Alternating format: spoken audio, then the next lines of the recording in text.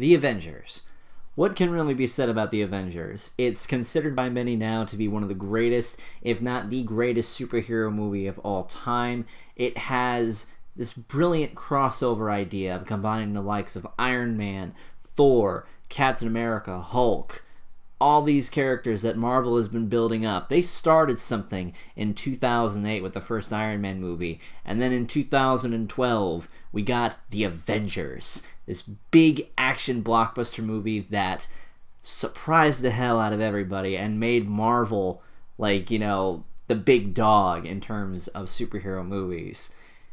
And that was considered phase 1 in this Marvel Cinematic Universe. Now we come to the end of phase 2, which they started with Captain America Winter Soldier, Thor the Dark World, and Iron Man 3. Now we come to this, the big sequel 3 years later. I've said that Avengers, the first Avengers, is one of my all-time favorite movies, so you cannot imagine my hype level when I saw one of the trailers for it, and now that I actually got to see it this past weekend with my mom and my stepsister, that was awesome.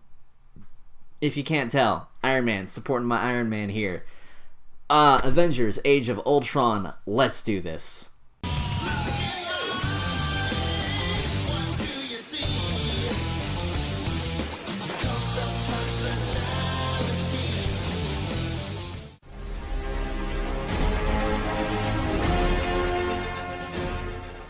Greetings, every peoples. This is your cult of personality. ToonKriticY2K is the name, and tunes are the name of my game, or at least part of the hair game, because my hair is a mess. God, look at this. I look so...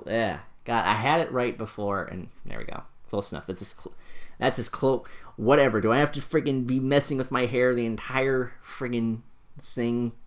Oh, God. Whatever. Okay, so, Avengers Age of Ultron. Here's the thing I'm going to say right off the bat. I don't have a lot to complain about in this movie. Most of my complaints are mostly nailed down to nitpicks. When I analyzed the story, I found there were a few plot holes here or there. But that doesn't bug me. Usually it does, but now it for some reason doesn't. Avengers Age of Ultron picks up after the events of Winter Soldier, Thor the Dark World, and Iron Man 3. A lot of stuff has happened. But the Avengers are now an official team. They're doing their stuff. They're taking out the Hydra bases.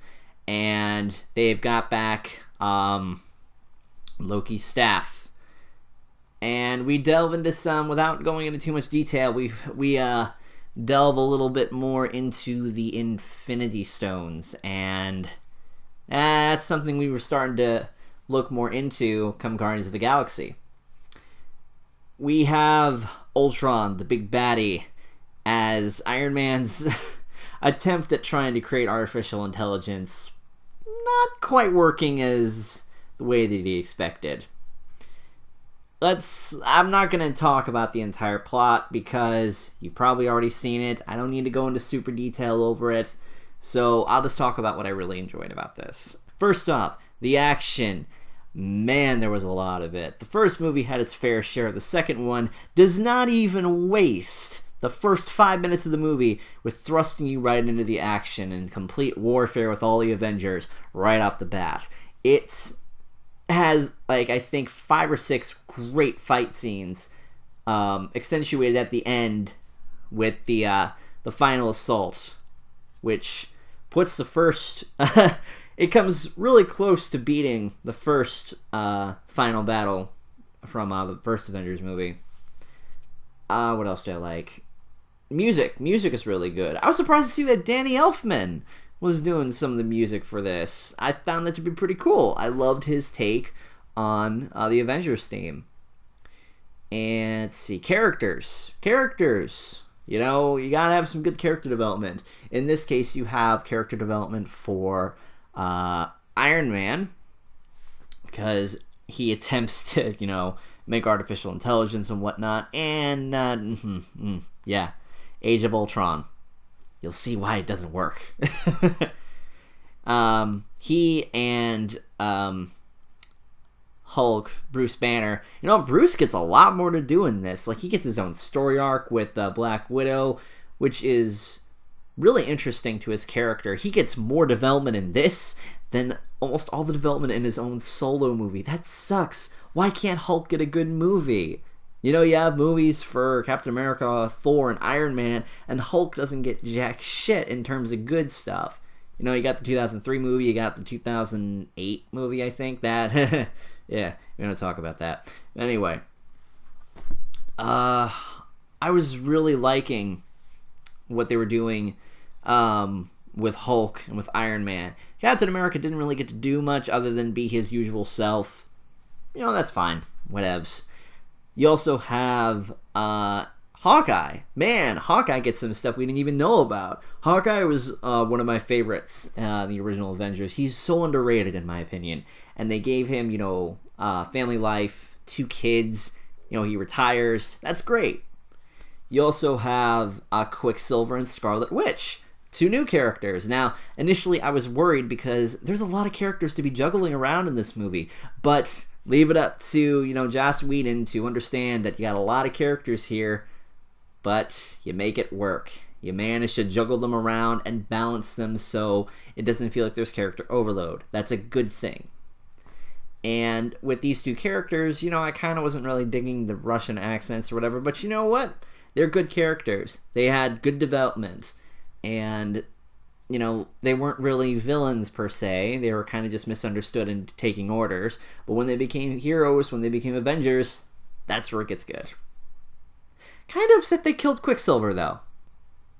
Just a little bit. Just a teeny little bit. Don't quite understand why. What else? Ultron, man. As a villain, Ultron is amazing. I loved what they did with that. I'm trying to think. I can't. There's not many like AI, artificial intelligence villains that you can name off the top of your head, other than like Hal from 2001: A Space Odyssey. Ultron does a really good job giving the villain role, but also when you look at it, he has his own little warped idea of what peace is, and that's peace through extinction and starting all over again. I can say that a lot of villains have tried to do that before, and they believe they're in the right for it. But it's so freaky the way that Ultron plays. He plays it off all cool and menacing, kind of like Loki. Except Loki did it better, but that's beside the point. What else? For the story, being around roughly an hour... No, not an hour. 2.5 hours almost. You know, some things felt a little rushed, but... what they were, especially near the end, but what they did, how they were building things up, I'm glad to see that the next movie is going to be like 2 parts, because I'm sure they have a lot of stuff to work out and a lot of stuff that they need to work on, introduce, reintroduce, something like that. I was a little bit upset that Falcon, God, I cannot remember his real name, but I know his superhero name. Falcon barely got anything to do. At least War Machine got something to do near the end, you know, with him coming in to help the Avengers and whatnot. I'm just sitting there like, Falcon is kind of waiting on standby, you know. When he needs a firefight, you know, you're going to come in and do something maybe. Oh, God, my hair is an absolute mess, isn't it? I really need a haircut. Is there anything else? Oh yeah, we got to me and my mom, my stepsister. My mom, my stepsister, and I went to go see the movie in IMAX 3D. Now I haven't seen an IMAX movie in a long time. I haven't seen a 3D movie in a long time, but it really helps. You know, for a big movie like this, it really helps. It makes that experience a lot more magical and makes it a lot more, you know, boom, you know, action-y, in your face, that sort of thing. I love that. I love action movies. I love all the fun stuff they do. I love getting to see it. Kind of hurts my ears after a while with all the explosions, but at least they didn't overdo it. But it was creative with most of the things that they did. You know, with Ultron's plan to levitate a city up into the air and slam it down to the ground. That I thought was creative. I was glad to see that they went with a pretty interesting route. There was really a lot at stake this time. You know, the Avengers had to deal with one city. They had to deal with one city in this too. And there was a lot more at stake. Like global extinction, holy crap. I'm really excited now for what the future brings us. I'm excited for Phase 3. I'm excited for Infinity Wars. I'm excited for Civil War. I am excited for Ragnarok, Thor. I'm excited for Spider-Man. You know, I'm excited for what the rest of the Marvel Cinematic Universe has brought us. Man, Marvel Cinematic Universe is one of the greatest film series we've gotten. You know, still from 2008 to now, there's so many great movies. There's so many awesome characters that they're working with. Marvel has nailed down what they want to do with their movies. So I am looking very forward to the future. I have to say Avengers Age of Ultron was so worth the hype. It was a great sequel. Just as good, if not maybe a little better than the first. Maybe by just a little bit. But, yeah, I think that's pretty much it. If you haven't seen it, definitely go see it. I hope that it makes enough money to hopefully make, I guess, $1 billion. I hope it makes $1 billion. I wanted to make $1 billion. I wanted to overtake Furious 7. Furious 7 was good. But Avengers is going to beat it. And Avengers is going to become the greatest and highest grossing film series of all time. That's inevitable. I know it. I hope it. So, before we get to this, I'll toss you guys a question in the comments. What has been your favorite movie in the Marvel Cinematic Universe minus the Avengers and Avengers 2? I mean, everybody's going to say the Avengers, but I want to see, other than the Avengers then, what is your favorite Marvel Cinematic Universe movie? I'll let you guys go to that, and I will see you guys in the next video. Like, comment, subscribe, do all that good stuff, and I will see you guys on the flip side.